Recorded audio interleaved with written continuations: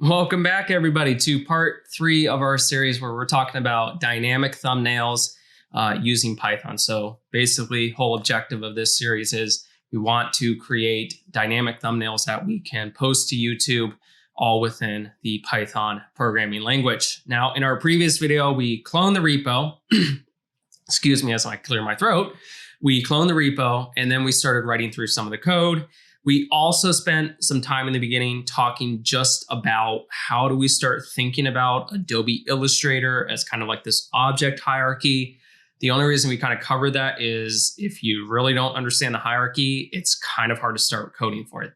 You have to know how the objects are organized. If you don't know how they're organized, it gets really kind of confusing about where you should be going for which particular piece of information. So it's a really important video. I would not recommend skipping it only because I would say it gives you the intuition on how to think about writing the code. Additionally, we did walk through creating an instance of the YouTube client. So this is really what is designed to go out and fetch data for us and then also be posting data for us. So if we have data that we need to post to our YouTube channel, that's what we're going to be using. That's all code that I have written. So that's not like the official one. But I, obviously being a YouTube creator, I spend a lot of time managing my content. And so that was kind of code that I just found helpful to do things like managing videos and stuff like that a little bit easier.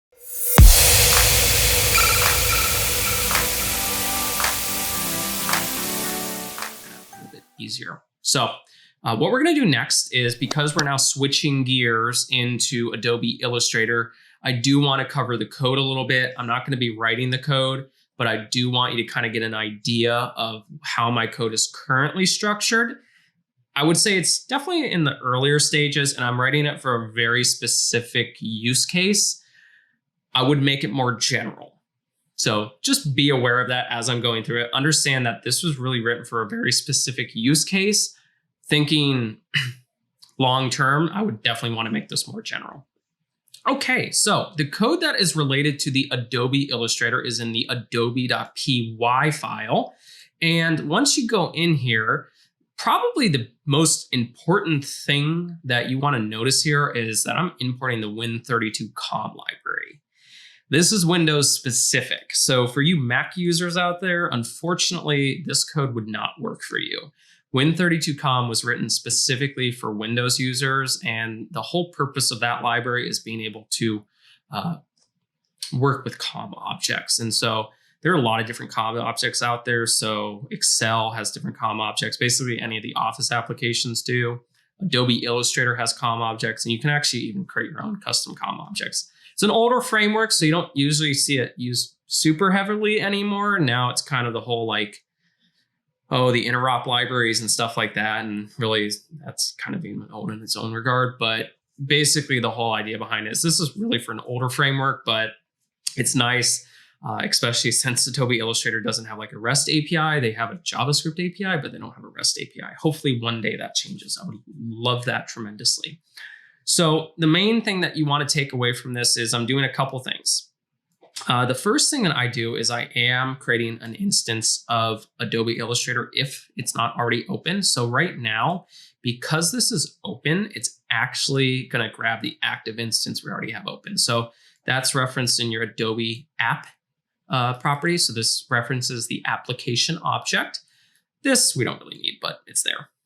Well, it's there. I shouldn't say we don't need. We actually do need it. It's basically making it where when I need to dump it to the thumbnail folder, I already have it referenced. And then additionally, I do open the file for you if you provide it for me. Otherwise, I just grab the active document. So this, again, is not very general. This is actually a little bit dangerous because I'm assuming there's a document already open. Technically speaking, I would be probably having this on its own separate method. So just be a little bit cognizant of this part. It's kind of dangerous only because I'm assuming you already have a document open. Otherwise, I'm assuming you're passing me a file. So as long as you pass me a file, that's the important part. So additionally, I have a couple properties. A lot of these reference things called colors. So to reference a color in Adobe Illustrator, it's actually its own object called an RGB color. And you just set the different properties with it, and that defines the color. So this one's going to represent a high contrast green. This is a high contrast pink. And then also, if you want to do things like format text, if you want to do things like have like your own styles that you want to use for certain parts of your artboard. So then you're getting into the realm of something called character style. And so what this particular method would do is it would actually create a new character style for you, but it's all preset.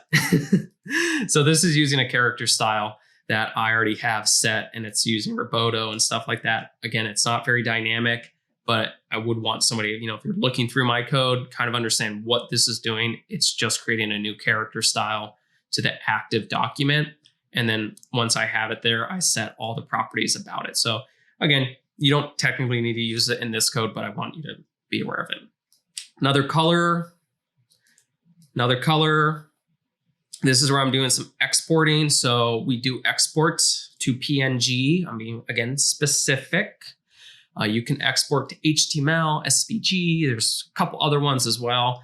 I'm doing one that has an export to PNG. I do expect a file name. Export options, that's what we're going to talk next. But basically this defines how it needs to be exported, the size, and all that kind of fun, weird stuff. With the export options, again, it's its own object. Additionally, I'll probably post it on the repo. I have a bunch of documentation I can send to you as well. Basically, it's just the reference object, because there's not like a website you go to. You basically have these PDF files that explain how to use it. But with your PNG export options, this is just making it where it looks kind of pretty. That's the only way I can describe it. But you'll notice it's just basically setting a bunch of different properties, and each one of those properties is just tweaking it a little bit so it's a little bit cleaner when it exports it. This is probably where I would say things get important.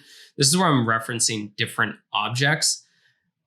Again, you kind of have to be careful with this because I've written it for my specific thumbnail. So for example, this layers thumbnail video.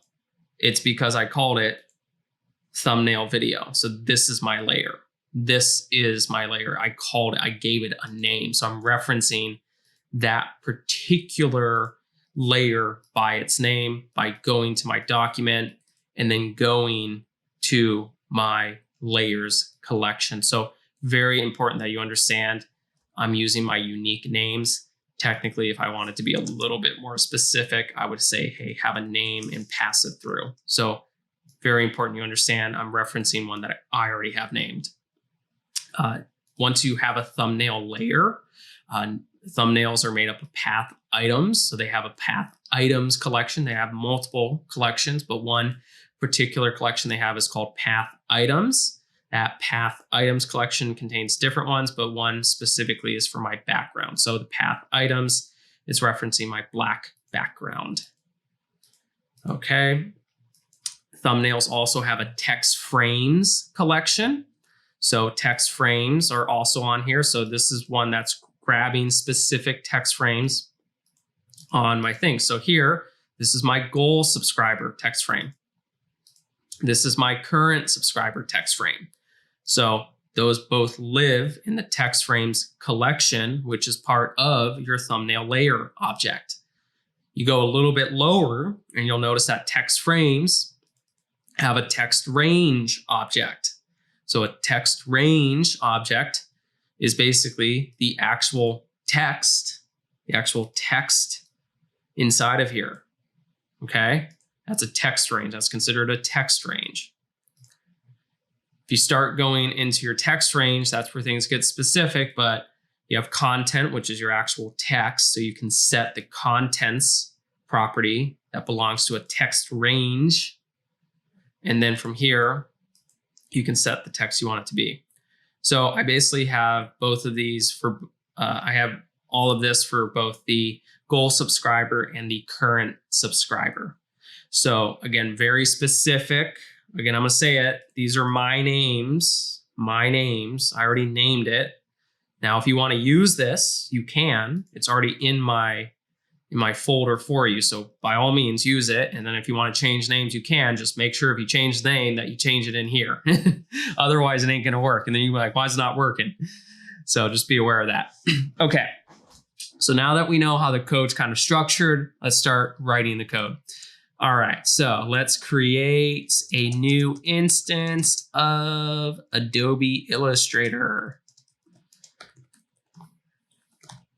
All righty, so we'll call this Adobe Illustrator. This will equal a new instance of my Adobe Illustrator object. In this particular situation, I do have a file name that I want to open.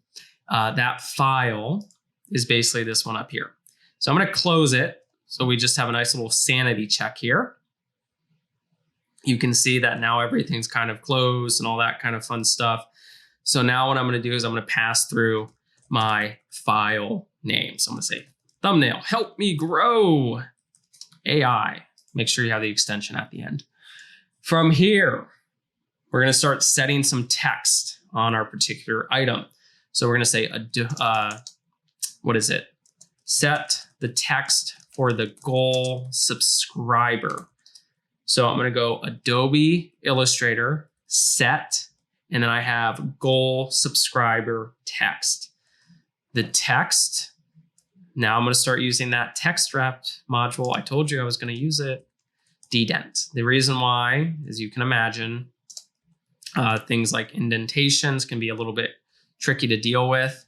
So I find if you just wrap it in the text wrap dedent, usually that tends to, fix things. And then it's going to be help my channel grow. 2. And I'm going to do a new character line break. 100,000. Let's get to 100,000 subscribers. That would be crazy to think about. One day, hopefully. So you have it. So you set the goal subscriber text. And then we're going to do set the current subscriber text. So we're going to do Adobe Illustrator, set current subscriber text. And then with this one, the text is going to be the current subscriber text. And then from here, let's see what this looks like. I'm going to change this to 200,000 just so we can see it. I mean, that's a nice goal too, right? No one's going to complain about. So you can see here, it put it, but now, oh no, all the text is screwed up and all the coloring. So now we have to go through and change all the coloring. No, right? No, it's not too bad. I promise. So what we're going to do from here is now that the text has been set, we're now going to grab it again because now it's considered its own text range. And so what we want to do is grab it and then we can start looping through some of the different ones. So the first one is grab the text range for the current subscribers. Wow, look at this, current text range. Ooh. Adobe Illustrator get current subscriber text range. And then I'm going to do the same thing for the goal subscriber text range. The goal is to change some of the coloring for it. So that's really all I'm doing. Get goal subscriber text range, just like that. And then we'll have this be the goal text range. Sorry, I'm moving my notes. So, okay, so now let's imagine we want to start going through and editing some of this, right? So how do we start going through and editing it, right? So we have our text range. We know a text range is made up of a words collection, the individual words in here. Be very careful with that because technically in the world of Adobe Illustrator, don't ask me why, this is considered a word and this is considered a word, but this together is not considered a word. So one of the challenges is you can't go at the word level because I want to basically, I basically just want to format this portion. So it's static. So in this situation, I get a little bit of leverage because I know how long it is. Be a little bit more complicated if you didn't know how long it was, but you could figure it out. I'll show you how to do it on this one. But on this one, I can just say, basically just skip the last like 10 characters and only format these ones. So we'll do something like that. So what I'm going to do from here, I'm going to basically say, just make sure the last 10 characters are white because it's already pink. So I just want to change it all to white. So I'm going to say for character in list current text range characters characters collection, and then I only want the last 10. I'm going to do this, and then at the end, I'm going to show you how not to do it, because it's going to confuse you and you're going to go, wait a minute, why does that work but the other one doesn't? I don't have a good answer, but I want to show you at least the challenge of kind of doing this. So characters have something called character attributes, and the character attributes is a collection of basically different attribute properties. One of those properties is called fill color. You probably can guess what this one does, but it changes the color of that character. And so basically, I'm going to pass through to it a color object. So it expects a color object, which I already have predefined. So in this one, oh, sorry, not high contrast pink. It's already pink. I want the foreground. Oh, no. Foreground white. So I'm going to show this again, just so you can see it. Jeez, goodness.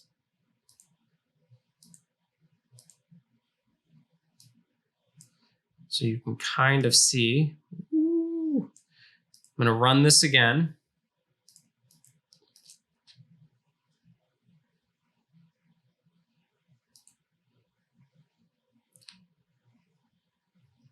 So you see how it changed it? So it's, it's not too bad. It's kind of going the opposite direction, so that's not super helpful. Sometimes too, you do have to be a little bit cognizant where I have seen it. Oh, sorry, I put this the wrong direction. My apologies. Sorry, that was the wrong way. It's supposed to be the opposite direction. But you also have to be a little bit careful. I have experienced this where you open it up and then you'll put it in there and all of a sudden all the color changes again. So just be a little bit cognizant of that. Now, this is what people kind of get a little bit interested in, right? So people are kind of asked, like, Alex, why are you wrapping that on a list? Isn't that a little bit unnecessary given the fact that we know it's a collection? Well, let's show you what happens when you do that. You guessed it, it breaks, but at least now it's hopefully not super crazy. So you would do current text range again, and then characters, right? Super easy. And then you would do kind of the same thing. Wait, is this the one that does it? We'll try. I think this is the way where it breaks, but basically I'll show you in a second. It's kind of weird, to be honest. Let's just imagine you want to do it like this for a second.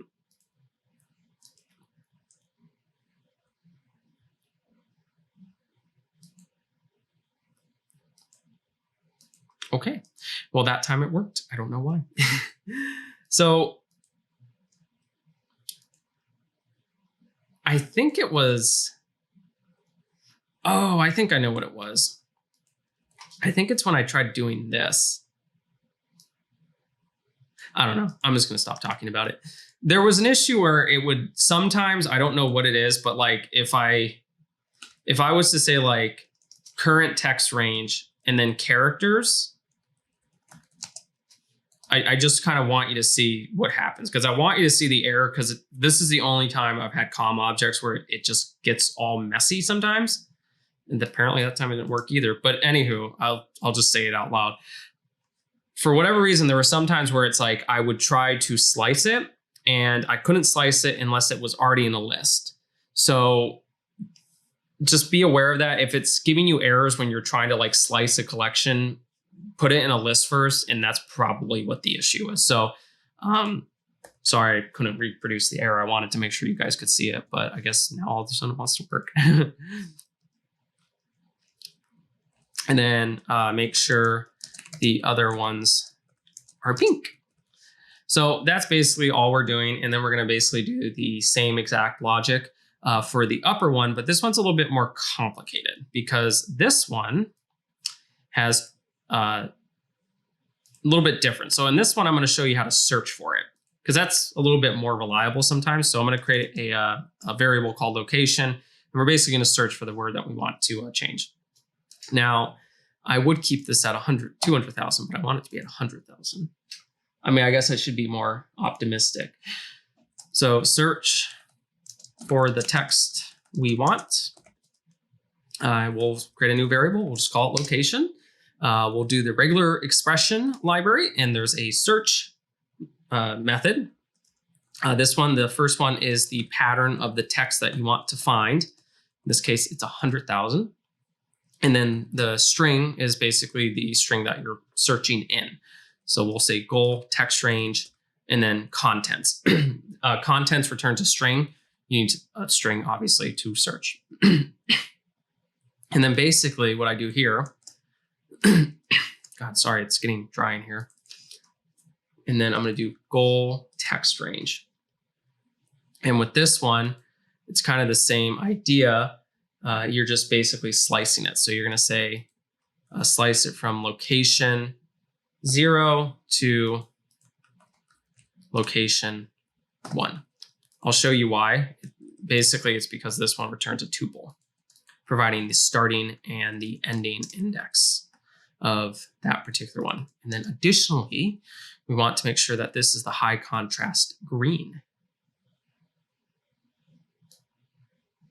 So this one is turn the search text green. Actually, I'm going to put this back. Well, I'll keep it right there for right now. I'm going to change it again only because when I upload it, I want you to see that it's actually uploading it. See? Aha, I knew it would happen. Now it's not working. There's no reason for it not to work. I told you something was off. I don't know what it was, but I don't like this because it works sometimes and then it doesn't work sometimes, and it should work pretty reliably. So that's what I was talking about with the error. It's the weirdest thing.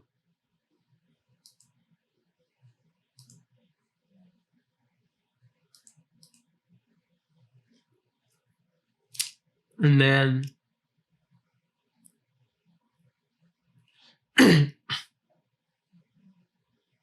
oh, sorry. I have to put span at the end. That returns the actual tuple.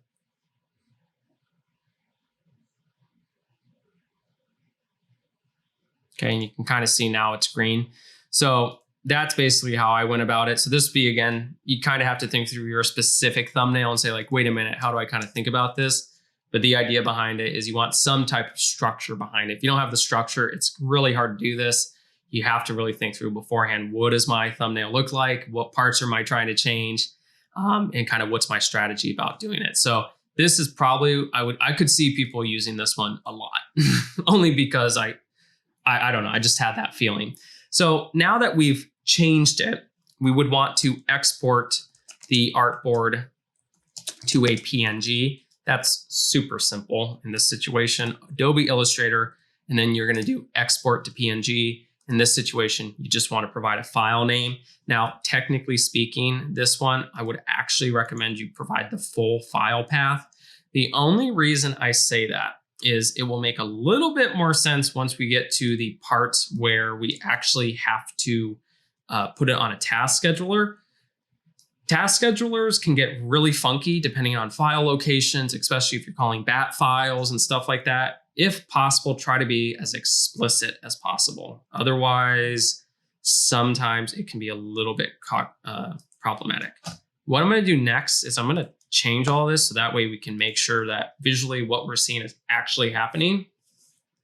So this will now create a new thumbnail in my thumbnails folder. So if I go here, it should be modified. Now we can see it says 200,000, and then that 200,000 is green like we wanted. From here, we can now update the thumbnail on YouTube. So what we're going to do is we're going to do thumbnail response. It's going to be YouTube session.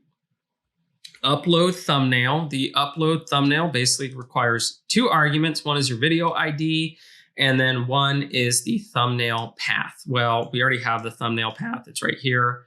I probably could just store this in a variable and it would be a little bit easier.